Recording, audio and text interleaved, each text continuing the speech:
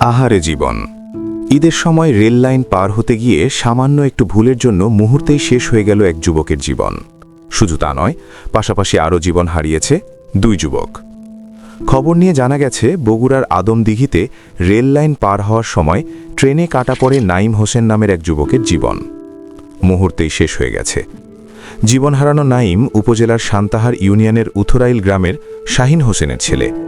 বিকেলে উপজেলার পাইকপাড়া নামক স্থানে লোকাল ট্রেনে এই দুর্ঘটনা ঘটে। জানা গেছে, নাইম হোসেন দিনমজুরের কাজ করতেন। তিনি বিকাল 5টার দিকে আদমদিঘি সদর ইউনিয়নের পাইকপাড়া গ্রামের নিকট রেল লাইন পার হচ্ছিলেন।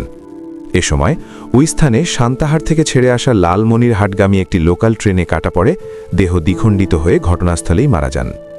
খবর পেয়ে ওই দিন সন্ধ্যায় সান্তাহার রেলওয়ে থানা পুলিশ মরদেহ উদ্ধার করেন। সান্তাহার রেলওয়ে থানার officer incharge OC Habibur Rahman জানান, আইনি প্রক্রিয়া শেষে মরদেহ তার পরিবারের নিকট হস্তান্তর করা হয়েছে। এ ঘটনায় রেলওয়ে থানায় একটি অপমৃত্যু মামলা হয়েছে। এদিকে কিশোরগঞ্জের ভৈরবে পৃথক স্থানে ট্রেনে কাটা পড়ে দুই যুবকের মৃত্যু হয়েছে। দুপুরে ভৈরব রেলওয়ে স্টেশন এলাকায় কাকলি এক্সপ্রেস ট্রেনের নিচে কাটা পড়ে এক অজ্ঞাতনামা যুবকের মৃত্যু হয়।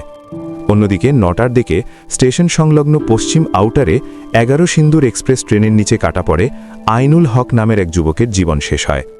রেলওয়ে পুলিশ সূত্রে জানা যায়, অজ্ঞাতনামা যুবকের পরনে ছিল জিন্স প্যান্ট ও লাল রঙের শার্ট।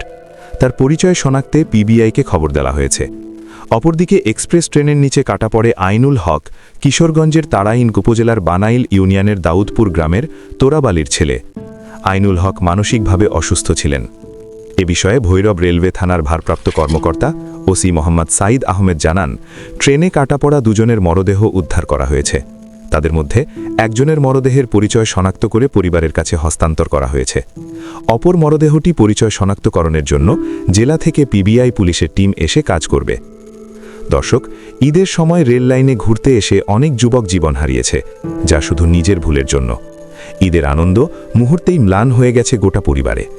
রেল লাইনে ঘোরার সময় সচেতন না হলে ট্রেনে কাটা অ্যাক্সিডেন্ট কোনোদিন বন্ধ হবে না।